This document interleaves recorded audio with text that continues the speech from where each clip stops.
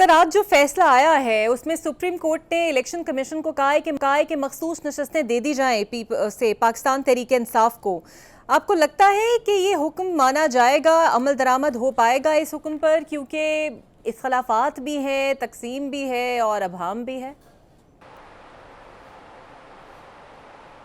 देखें, supreme court का फैसला आपने खुद ही कहा, मैं भी कहता हूं कि स्प्लिट डिसीजन था। हाँ। यानी मुत्तफिका नहीं था। ठीक है। एक तो मुत्तफिका फैसला न होने से भी बड़े सवाल पैदा होते हैं। दूसरी बात यह कि मुत्तफिका फैसला नहीं था, लेकिन कानून हमें इजाज़त देता है प्रैक्टिस एंड प्रोसीजर और लॉ के तहत कि आप फैसले को चैलेंज कर सकते हैं, रिव्यू पिटीशन में जा सकते हैं। अब चैलेंज किसको करना है? सुप्रीम कोर्ट के फैसले को चैलेंज करना है रिव्यू पिटीशन में। हुकूमती पार्टी हो या हमारी पार्टी हो, उन सब ने रिव्यू पिटीशन डाली। इलेक्शन कमीशन ने भी रिव्यू पिटीशन डाली। लेकिन अफसोस का मकाम है कि एक तो डिटेल जजमेंट जो आई है वो 70 दिन के बाद आई है। हमारी रिव्यू पिटीशन जल्द ही पेश की गई थी, लेकिन उस पर भी डेट हमें नहीं मिली। ये कहकर कि जी कंप्लीट फैसला आ जाए तो फिर देखेंगे। जजों ने वेकेशन का भी कहा और इस तरह से हमें डेट अभी तक नहीं मिली। अगर उस रिव्यू पिटीशन का हक मारा नहीं जाता तो फिर मैं इस फैसले को फाइनल तो नहीं समझूंगा ना, क्योंकि हमारी रिव्यू पिटीशन डली हुई है। इलेक्शन कमीशन की रिव्यू पिटीशन डली हुई है, तो मैं उसको फाइनल कैसे समझूं? दूसरी बात कि पीटीआई ने माना खुद कि वो इलेक्शन में खड़ी नहीं हुई थी, इसीलिए उन्होंने एलानिया 3 दिन के अंदर अंदर दूसरी एक जमात में शमूलियत का ऐलान किया। यानी उन्होंने माना कि हाँ जी, हम सारे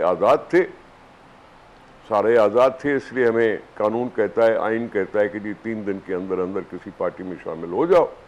और उन्होंने सुन्नी इत्तेहाद काउंसिल में शमूलियत अख्तियार कर ली। यानी इमरान खान ने मान लिया कि मेरी पार्टी इलेक्शन में नहीं थी, क्योंकि इलेक्शन कमीशन ने उसको सिंबल नहीं दिया।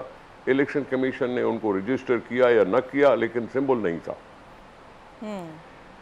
अब जब वो खुद मानते हैं कि हम आज़ाद हैं, तो इस फैसले में बैठा हुआ है कि जी 40 एमएनए उसको दिए जाएं।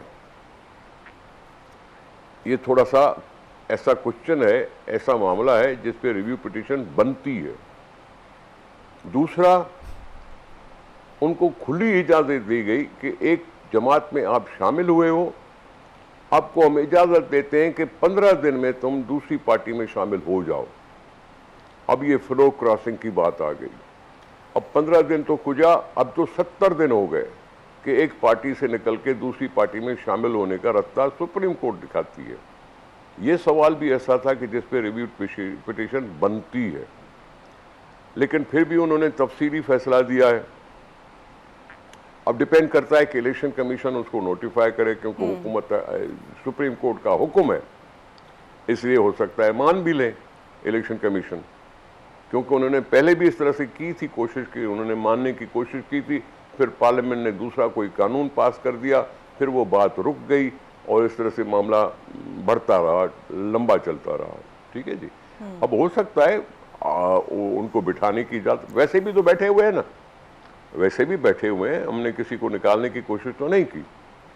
रिजर्व सीटों के साथ बैठेंगे, बैठ सकते हैं, लेकिन मैं अपने रिव्यू पिटीशन से तो हाथ नहीं उठा रहा हूं ना। पॉलिटिकल पार्टीज रिव्यू पिटीशन से हाथ नहीं उठा रही, तो ये मसला कंटेस्टेड तो रहेगा, बात तो करने में आएगी।